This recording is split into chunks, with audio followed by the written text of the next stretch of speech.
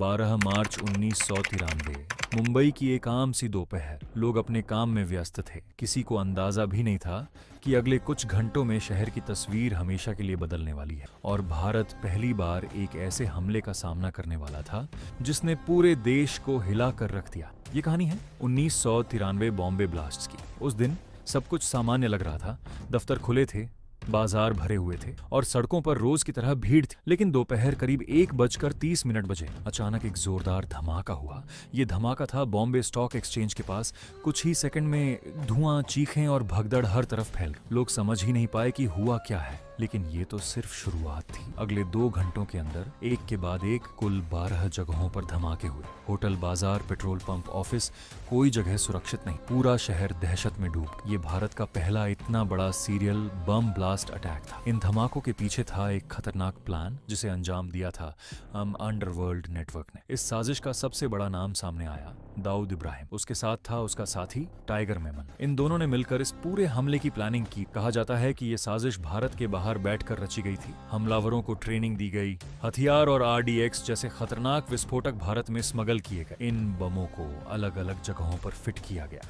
फिर धीरे धीरे हर धमाके के पीछे एक टाइमिंग थी ताकि ज्यादा से ज्यादा नुकसान हो। जब एक धमाका होता, लोग संभल भी नहीं पाते कि दूसरा धमाका हो जाता। मुंबई जैसे शहर में जहां हर मिनट की कीमत होती है, अचानक सब कुछ रुक गया। सायरन की आवाज, एम्बुलेंस की भागदौड़ और लोगों की चीखें, ये सब मिलकर एक डरावना माहौल बना रहे। इस हमले में 250 से ज्यादा लोगों की जान गई और सैकड़ों लोग घायल हुए। हर परिवार के लिए ये एक दर्दनाक हादसा। लेकिन सवाल था, आखिर ये सब क्यों हुआ?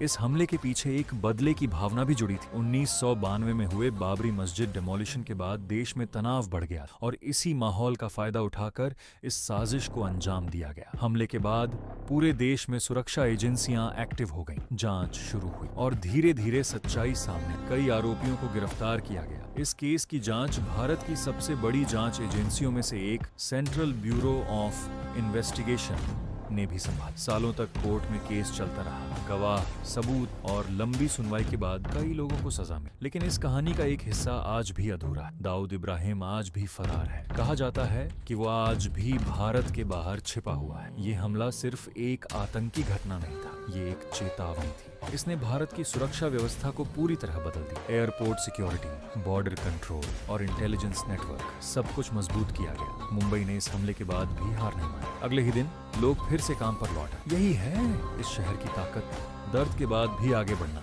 1993 के ये धमाके आज भी लोगों के दिलों में जिंदा हैं। ये हमें याद दिलाते हैं कि शांति कितनी कीमती होती है और ये भी कि एक छोटी सी चूक कितना बड़ा नुकसान कर सकती है। लेकिन सबसे बड़ी बात, ये कहानी हमें सिखाती है कि डर के आगे झुकना नहीं है, क्योंकि जब पूरा शहर टूट जाता है तब उसकी असली ताकत सामने आती। मुंबई टूटी जरूर थी, लेकिन रुकी नहीं।